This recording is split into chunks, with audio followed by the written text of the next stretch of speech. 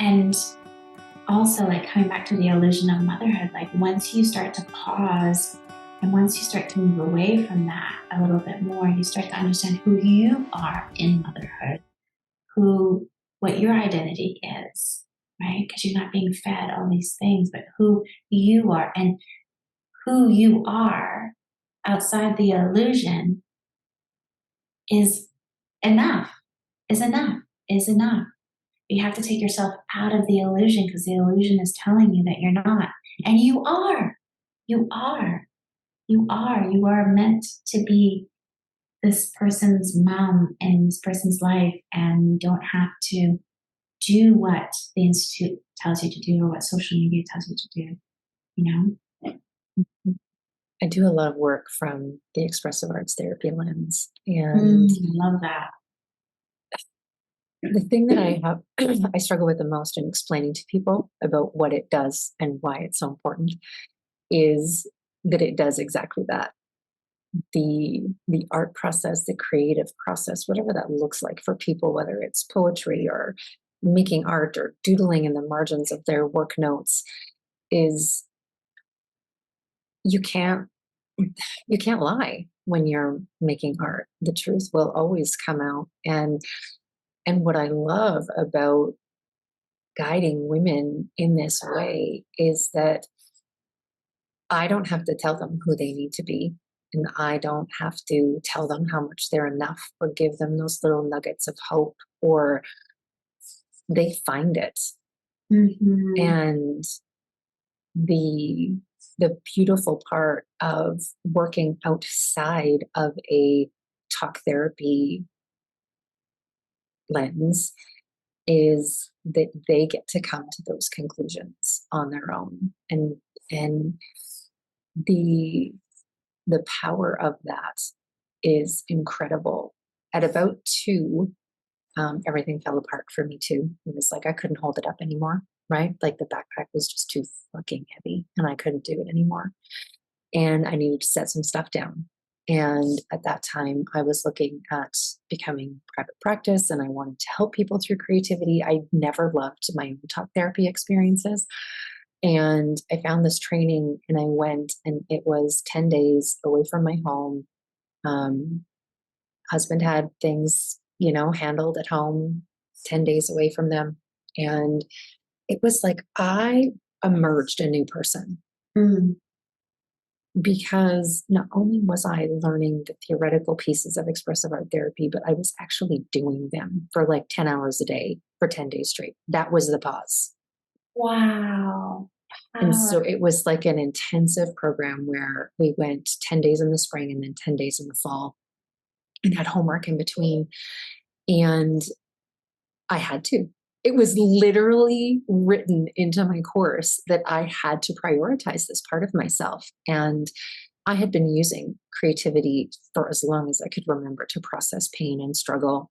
And when I came home from that first experience, I had uncovered, or not totally, I think I'd start to see the glimmer of who I was and who I really wanted to be. And the illusion of motherhood started to fade. It was like I wasn't in the snow globe anymore, being shook up by it. I was like outside of the snow globe, being able to hold it and get perspective on it. That is like so powerful. Yes. There's that, and we know, like, there's that creative wiring or creative energy that is being lost, which is incredibly healing, which brings us back to our childlike ways, the playfulness, the imagination.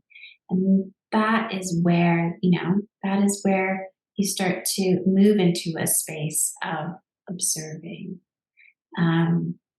I know authenticity, that word is being used quite a bit, but Gabor Mate talks about it a lot. And, while you were sharing that story about creativity, it reminds me of, like, childhood. We are born creative beings, imaginative, free, just full of, just wonder and curiosity. And somewhere in our relationship with others, parents, someone, we felt unsafe in that because we chose attachment rather than being our authentic self. And so now we're moving away from who we are, the true self, into someone where society will, see us, where our parents will see us, where we become something else. And I think what happens with the illusion of motherhood is that starts to feed the same narrative, the same cycle. So your story is so beautiful because it reminds me of coming back to that playfulness, coming back to that creativity, coming back to that curiosity. And that, I think, I know because it's happening for me, it happened for you, is the way that we can move ourselves away from this illusion and start to become, really authentic. And I think in that is when we are like, oh, you know what?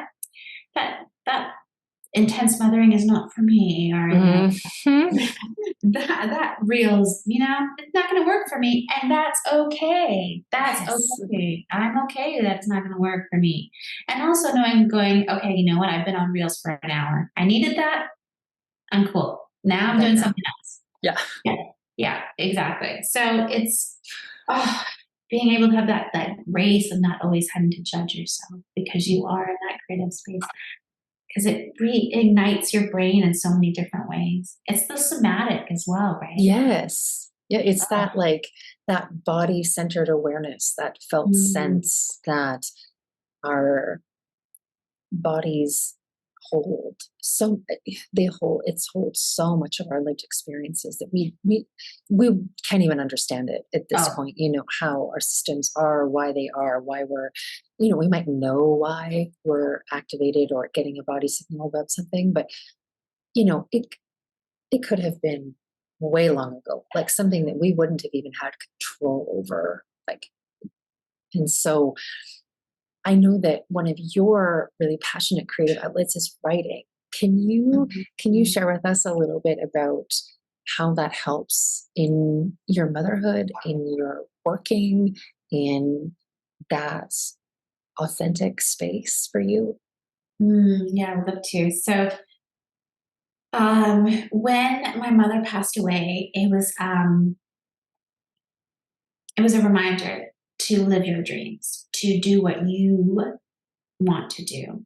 And I can still be a good mom, a good partner, and still follow my dreams. And my dreams have always been, facilitating, educating, and writing. And I love educating. I love facilitating, and I wasn't doing as much writing. And so I thought, you know what, this is it.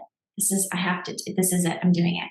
And so I wrote a book proposal for my memoir about my 11 years of infertility and how I worked so hard to become a mom. And through surrogacy, became a mom and hated it. Was like, this is it. I went through all this. I hate it.